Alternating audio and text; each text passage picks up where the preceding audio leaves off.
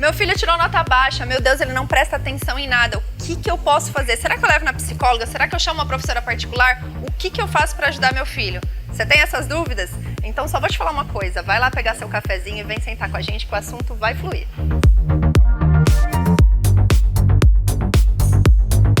Quando o assunto é criança, a gente pode ficar aqui batendo papo até, principalmente porque a maioria dos pais que vão estar assistindo esse programa tem as mesmas dúvidas que eu. E é por isso que hoje eu tô com essas duas profissionais aqui para tirar um pouquinho, né, gente? Não dá pra falar que vai sanar todas essas dúvidas, porque pra sanar só passando horas conversando com elas. Eu tô aqui com a Maria Eduarda, ela que é professora particular, ou agora tem um novo nome chique, homeschool, isso?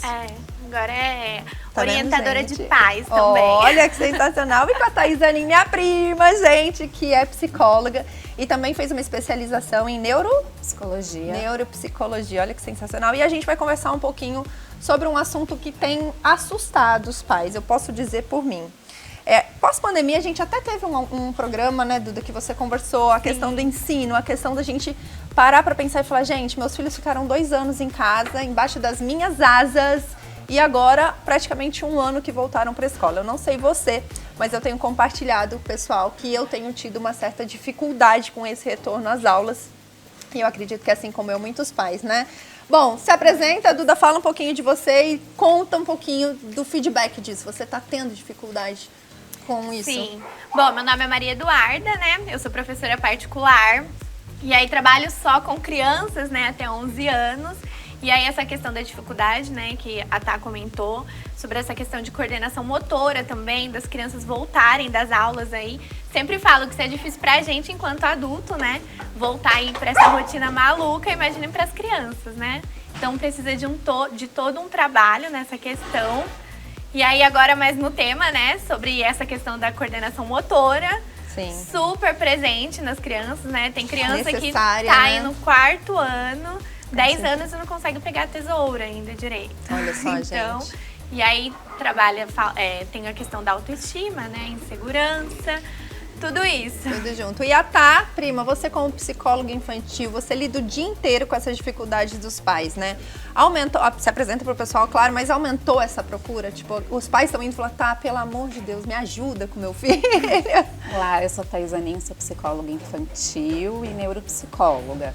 Sim, aumentou muito a procura dos pais por essa insegurança voltando às aulas e também por conta de uma ansiedade muito brusca, assim, até o aumento de depressão.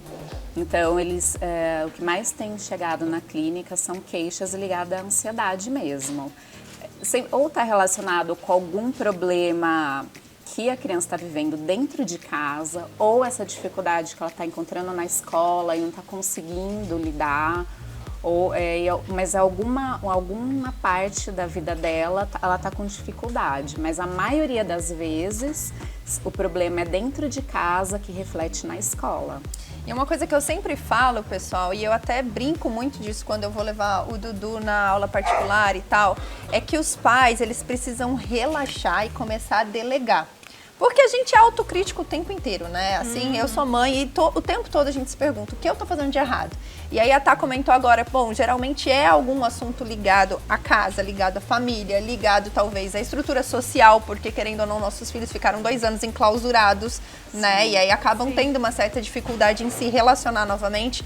Mas a gente tem que dar uma relaxada e pensar que isso não é culpa nossa, dos pais, mas que é nossa responsabilidade, buscar ajuda, né, Tá? Com certeza, tem que buscar ajuda, porque quanto mais cedo é o início desse tratamento, desse auxílio, às vezes é só uma orientação de como conduzir a rotina da criança, estruturar tudo isso já melhora e traz uma tranquilidade para a criança. Então, quanto mais cedo se busca ajuda, melhor é o resultado. Agora, deixa para depois, vou deixar para depois. Deixa agora, crescer primeiro. Quanto mais postergar, pior vai ficando. E isso também cabe nas aulas, né, Duda? Porque assim, como eu brinco do Dudu, às vezes você pega uma matéria que ela vai ser desenvolvida durante anos, não é uma matéria específica, eu vou aprender isso aqui e depois eu não aprendo, mas isso que acontece às vezes em geografia, em história, tem matérias que elas são corridas, né, que tipo você vai só aumentando o grau, isso. E aí se a mãe demora um tempo para buscar uma ajuda, isso começa a virar uma bola de neve. E aí, por isso que eu trouxe até vocês dois, porque eu acho que é um conjunto muito importante. Então, ele ter o auxílio da professora, de entender que ele pode aprender mais sobre aquilo e, ao mesmo tempo, saber lidar com uma parte que a gente até brinca, né? Que deveria ser uma matéria da escola, que é a inteligência emocional, né? Então, você pega muitos alunos que chegam lá travados, tipo assim, com medo de não saber o que tá fazendo? Sim, tá. O nosso trabalho é complementar, né, Thaís? Então, por exemplo, a gente pega crianças ali que chegam na escola, que nem o Dudu mesmo, né? Com a dificuldade numa disciplina. E ele entra ali, a escola não para, né? A escola tem que seguir um ritmo. Sim. Então, precisa ser tudo isso trabalhado. E a criança tirou a nota que não alcançou. Então, aí tem essa questão. E sobre as janelas de aprendizagem, né? Que é essa questão da fase certa para aprender. Eu sempre comento isso lá com as mamães que me seguem, que as crianças têm uma janela de aprendizagem. Sim, então, que quanto antes resolver essa questão, melhor vai ser. A criança vai conseguir absorver melhor aí a necessidade dela, né? Então, não pode deixar passar, porque vira bola de neve. E muitas vezes é uma pedra no meio do caminho, né? Não é uma coisa que vai ter que fazer aula particular para a vida inteira, não. Às vezes é uma pedrinha que precisa ir lá, tira ela para poder aula caminhar. particular não é pra vida inteira, gente. Olha que sensacional. Se estão vendendo aula particular pra vida inteira, não tá errado, é assim. fala, não é assim, é para algumas deficiências. Pontual, resolveu, a criança tá liberada. E tá, e você, além de tudo, você aplica testes neurológicos, né? Eu costumo brincar muito, gente, porque eu e a Thaís, a gente direto toma café, né? Porque eu não sou tonta, minha prima, a gente vai lá tirando conhecimento. E uma das coisas mais importantes do teste, eu acho que é o diagnóstico, né, tá? É depois os pais receberem aquilo e entenderem o problema que o filho tem ou não tem, né? Esses testes, eles vão avaliar a área cognitiva da criança, em diversas partes do cérebro, como que o cérebro está funcionando. Então, você consegue ver se a criança tem um TDAH, se tem uma dislexia, alguma coisa, ou se só a queda da escola, porque sempre vai estar ligado ao rendimento escolar. Sim. Se é só uma coisa emocional que está afetando aquela queda, porque sempre os pais buscam porque tá indo mal na escola, o que está acontecendo. Então, nessa avaliação, você faz uma avaliação completa, desde a parte emocional até a parte cognitiva, e você cruza os dados. Então, às vezes, já estou avaliando agora 3 crianças que 2 delas é puro emocional. Gente, olha que sensacional, porque nessa área de informação, a gente tem mania de se achar. Psicólogos, professores, a gente acha que a gente sabe tudo, né? E direto eu ouço isso. Acho que meu filho tem TDAH. Acho que meu filho tem isso. E o achismo é muito perigoso, né? Você não ter o fato concretizado é muito perigoso. Inclusive, esses dias eu até conversei com uma moça que eu quero trazer ela aqui, que até às vezes diagnóstico de autismo precoce é perigoso, porque você tira uma criança da sociedade, do convívio com muita gente, começa a tratar aquela criança como autista, e aí depois com 5, 6 anos é diagnosticado que não tem autismo. E aí a criança tem que se reestabelecer, mudar toda a vida. Então, assim, é muito importante a gente entender a participação dos profissionais das áreas, né? Eu gosto muito de falar isso porque nos dias de hoje a gente está no automático, a gente está na internet, a gente acha que sabe tudo. Sim. E vai deixando fluir. E a hora que vê, o negócio está precisando de muita ajuda. Então, assim, esses testes, quando a gente conversa, né, tá? A gente detecta a importância exatamente por isso. Porque se eu acho que meu filho tem TDAH ou ele tem qualquer outro problema neurológico, e a partir do momento que eu diagnostico isso, que eu tenho a certeza, eu vou saber como tratar. A escola vai saber como lidar, né? Sim. Passa para um outro patamar, né, Thaís? Deixa de ser, não, ele tá levando bronca porque ele não presta atenção nas coisas. Não, você começa a ter outra postura, né? Já peguei até muitos diagnósticos errados, então tem que ter ter um olhar muito clínico para chegar a alguma conclusão. Primeiro que o psicólogo, ele também não dá o diagnóstico. Olha que importante ele isso, vai gente. dar o que os testes estão indicando e você encaminha para um neurologista ou um psiquiatra, e ele vai ver o que realmente precisa ser feito. Você não conclui nada, né? Se tem algum psicólogo, um neuropsicólogo que faz isso, está errado. E realmente, os diagnósticos são fechados com 6 anos, porque quando começa a haver uma poda neural, que aí você começa a fechar o diagnóstico. Então, antes disso, ele pode ter traços de alguma coisa. Olha só que importante, pessoal. Então, assim, tem que ficar muito atento com o profissional que está cuidando do filho, tá vendo todos esses traços para não cair numa coisa errada, né? E além de tudo, vocês lidam com pais, né? Porque para lidar com os filhos, vocês têm que lidar com a gente. Pais doidos, enlouquecidos, que muitas vezes estão mais ansiosos que os filhos. Estão mais preocupados que os filhos. Sim. Como é que é isso, Duda? Tipo, eu chego lá, pelo amor de Deus, meu filho tirou nota baixa, o que você faz? É bem assim, né? Geralmente é assim. Sim. Primeiro a gente tenta detectar, né, também. Eu sempre faço isso, eu trabalho muito com essa questão do acolhimento da família também, da criança, olha, né? Das doidas. Então, às vezes é uma questão, a criança tem uma dificuldade e às vezes ela só tá desmotivada, ela tá com a autoestima baixa. Então a gente tem que detectar, né, o que tá acontecendo. Não sou psicóloga, não é sobre isso, né? Mas é uma questão de acolhimento mesmo, né? Então, às vezes a criança, ela tá ali muito nervosa por conta de um conteúdo, por isso que eu falo, as aulas particulares são diferentes de uma aula da escola. Não tem que ser a mesma coisa. As crianças aprendem, no meu caso, da maneira que eu trabalho, as crianças aprendem brincando. Eu utilizo te ensinando, muito, né? Me ensinando, igual o Dudu. Então, tem que ser diferente, né? Tem que passa despercebido, né? E de repente as crianças acham que de repente aprenderam. Apertou um botãozinho e aprendeu. E na verdade aconteceu todo um processo que elas nem perceberam, né? E você, tá? Quando você lida com os pais, muitas vezes você precisa encaminhá-los para tratamentos psicológicos também. É que eu faço também a orientação de pais, mas assim, ligado à criança. Mas se precisam, encaminho, sim, né? Mas eu sempre gosto de, uma vez por mês, estar no encontro com os pais para ver essa troca. Sim. Então, sempre uma vez por mês, os pais vêm, a gente troca o que melhorou, o que não melhorou, se eu tenho que mudar alguma estratégia, porque o trabalho com criança é um trabalho conjunto com os pais. Não adianta o psicólogo trabalhar sozinho, né? Não tem como. O psicólogo fica 50 minutos com a criança e os pais 24 horas, só o período de trabalho, então eles convivem muito mais. Então o trabalho tem que ser unido, tem que ser em conjunto mesmo, que senão não funciona. Não é uma via de uma mão só, a gente tem que se unir para... Né? Então, assim, às vezes são coisas simples, ajustes simples que faz dentro de casa, na rotina da criança, que muda completamente.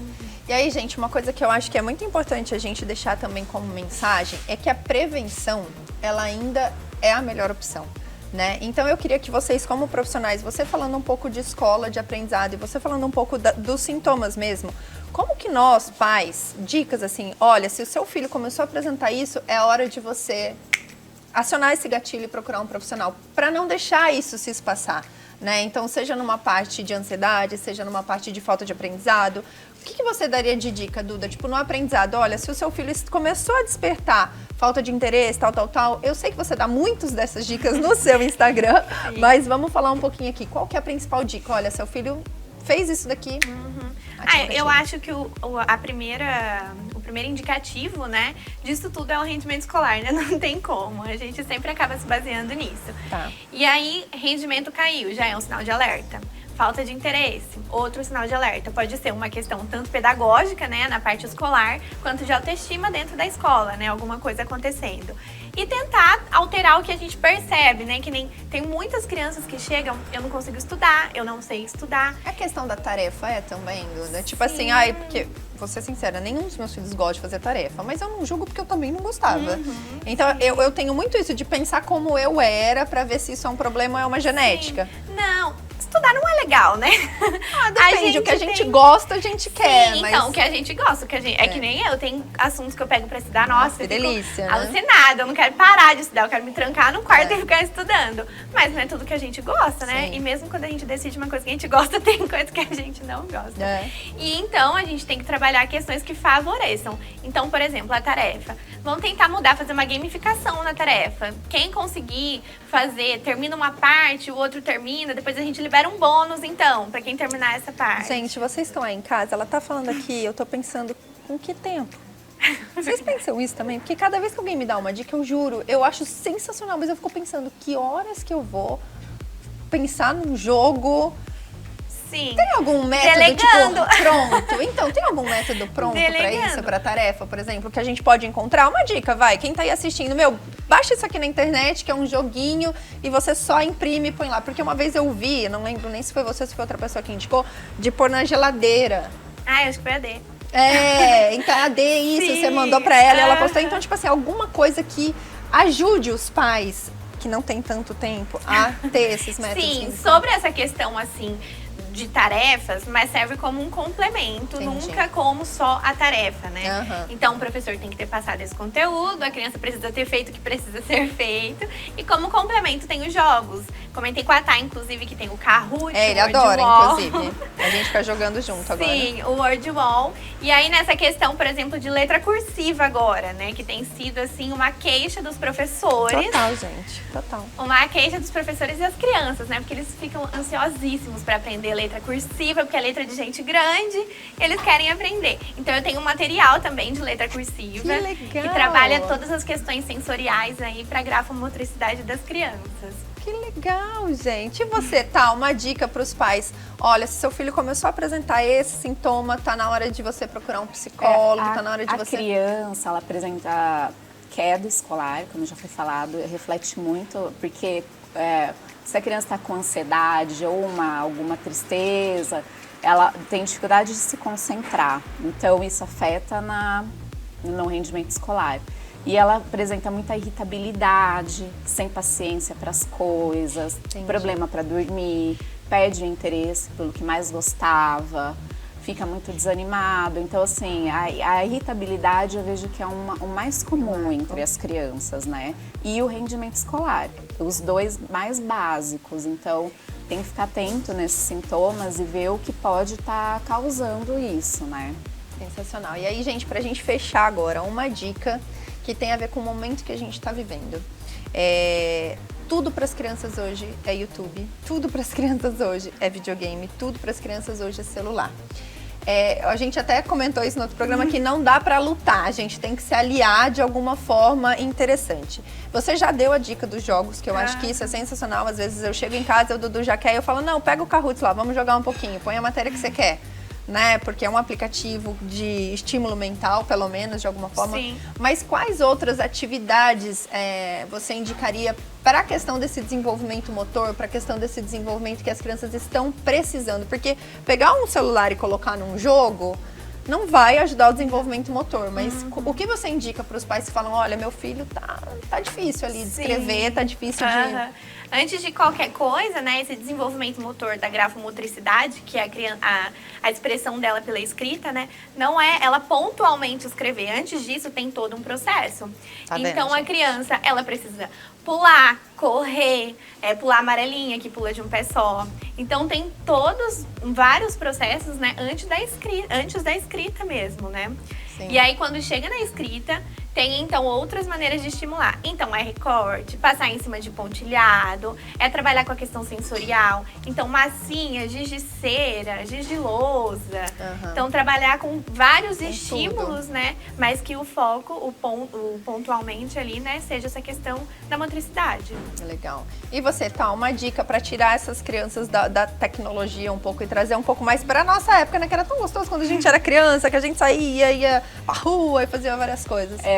Eu sou a favor sempre de colocar tempo e limite para a Sim. criança ficar na frente da TV ou no celular. O celular o mínimo possível, porque o pai tem que estar sempre monitorando o que eles estão vendo, porque vem esses vídeos aleatórios e Muitas vezes é besteira, né? Isso muito é besteira. Hoje esses youtubers estão colocando desafios para as crianças fazerem e Ai, elas gente, vão isso é e um absurdo. fazem.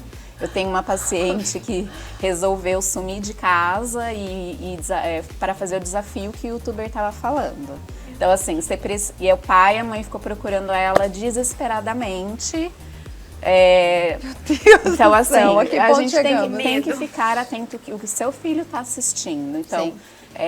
então, assim, monitore. Permita que ele veja, porque é o mundo deles, mas perto de você, para você estar olhando e vai instruindo. Olha, isso não é legal. Também não adianta proibir e não explicar o porquê. O porquê que é errado. Então, explica o porquê que é errado, o porquê que não pode, o que é certo. E em contratempo a isso, eu gosto muito dos jogos tradicionais, de tabuleiro.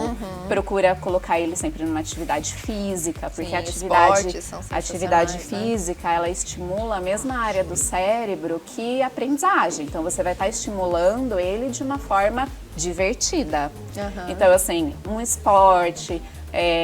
desce com ele no play, sei lá, onde você mora ou perto da sua casa, numa praça. Reserve um horário para ele, para tá dando essa atenção, nem que se for meia hora, mas que seja dado, porque eu falo para os pais que não importa a quantidade, sim a qualidade. Se for 10 minutos muito bem dados, já valeu a pena. É importante que você vá colocando atividades para a criança para tirar ele de frente da TV. E se é um vô, uma avó que está cuidando, você faz o trato com a criança. Olha, você tem tal e tal horário para fazer, depois você vai fazer isso. Você estipula junto com a criança a rotina. O vô e a avó não precisa ficar lá em cima. Você concorda? E eles super fazem, né, tá? Porque eu faço isso com meu filho e ele fala, mãe, 3 horas eu parei de assistir TV, tá? Eu acho tão bonitinho eu falar isso mesmo. Eles se sentem responsáveis, né? Você cria uma responsabilidade para ele, né? Que é delegar o seu próprio rotina. O vô e a avó não precisa fazer isso. Eles são capazes, então você pode gerenciar de uma outra forma, por mais que seu dia seja corrido e tudo mais, que hoje quem não corre, né? Com certeza. Meninas, sensacional. A gente estava até aqui falando que cuidar das crianças é muito importante, porque as crianças saudáveis mentalmente, emocionalmente, elas serão adultos melhores. Então, eu bato muito nessa tecla porque eu vivo isso em casa e a gente que tem filhos, nossa preocupação é o futuro deles, é quais tipos de adulto eles serão, né? Então, a gente tem que ficar focado nisso. Tá aqui dica de 2 profissionais que eu sou apaixonada. Minha prima, Thaís Anin, a Maria Eduarda Duda, que tá sempre lá comigo. E eu espero que vocês tirem um pouco as suas dúvidas e procurem ajuda, deleguem. Não se autocritiquem a ponto de não agir, né? De achar que a culpa é 100% sua e que você não pode fazer mais nada. Não, a sua responsabilidade é cuidar dos seus filhos e levar eles a profissionais qualificados. Quero agradecer demais a presença de vocês aqui. Obrigada. Foi sensacional o nosso bate-papo. E vocês, fiquem aí que semana que vem a gente vem com mais assuntos super interessantes para vocês.